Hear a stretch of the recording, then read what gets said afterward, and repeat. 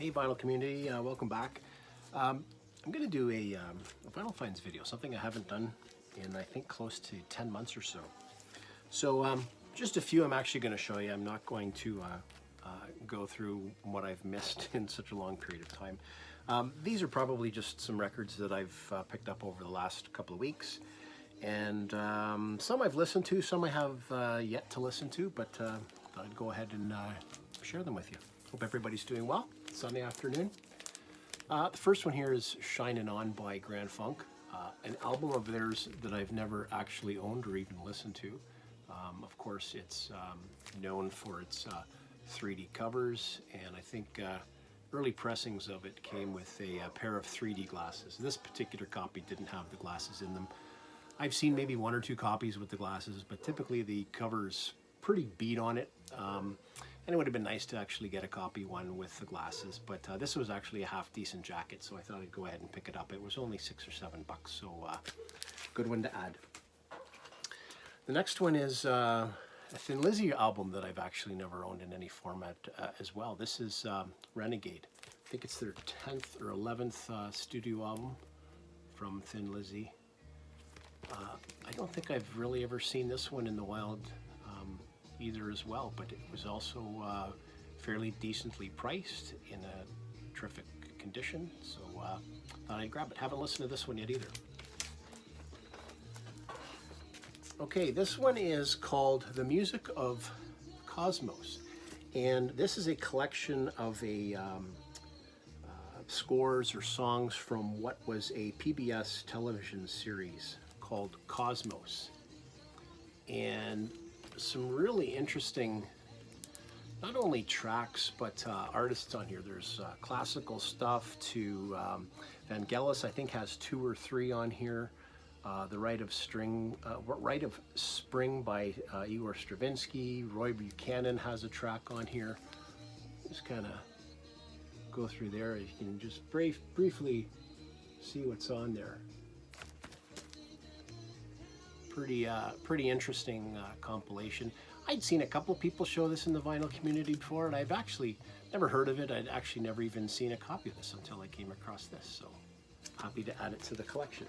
I like rare stuff like that that's got sort of eclectic and a well-diverse sort of track listing on it, so for a good price it was a no-brainer to add. A Little Feat album that I, probably the last one of theirs that I really need. Was the only one from the 1970s that I didn't have. This is the last record album. Not really one that was packed with hits for them. Big one on here I think is All That You Dream. But interesting cover. I love Little Feat. I think they're great band, wonderful musicianship, and I think they're underrated in my opinion. They're not really a band that you hear all that much about in the VC. But again, this was 1970s album. The last one up until, I can't remember if they had one more before their live album. They did 7 or 8 studio albums before their terrific double LP Waiting for Columbus. So happy to add this one to the collection.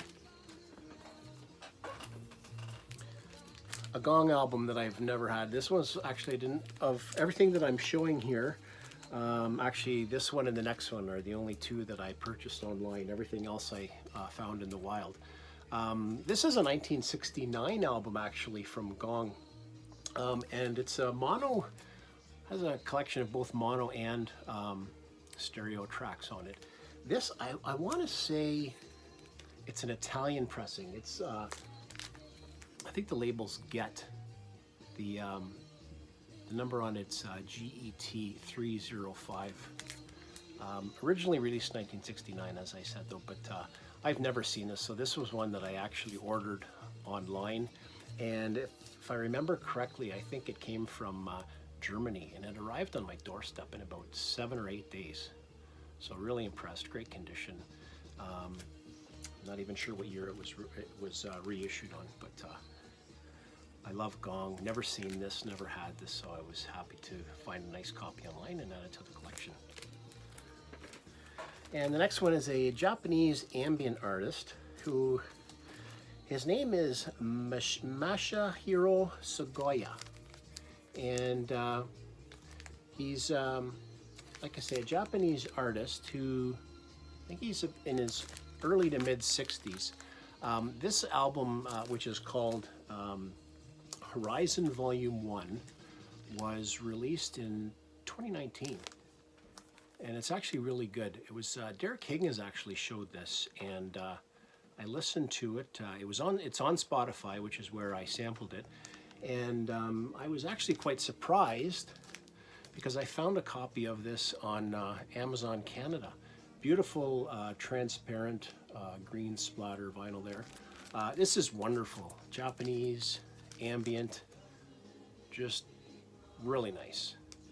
And again, I was very surprised to see a copy on Amazon, so I snatched it up.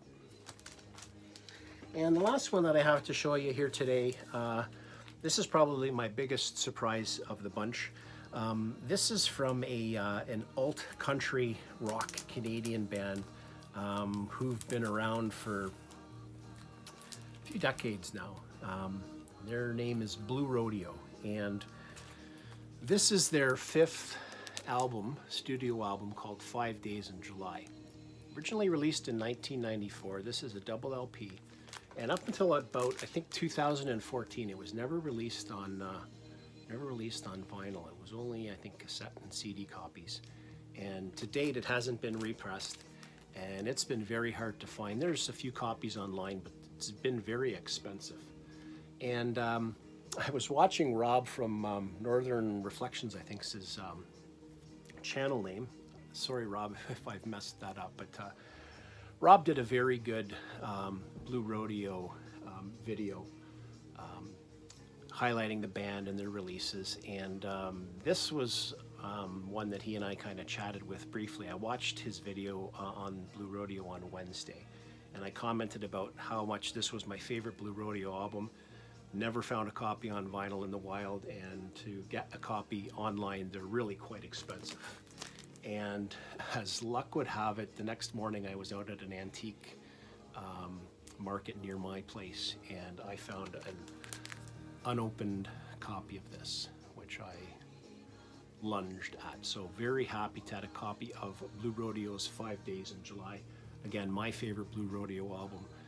The album was recorded, of course, 5 Days in July, hence its name. So I really encourage you to check out Blue Rodeo, and especially this album. It's great stuff.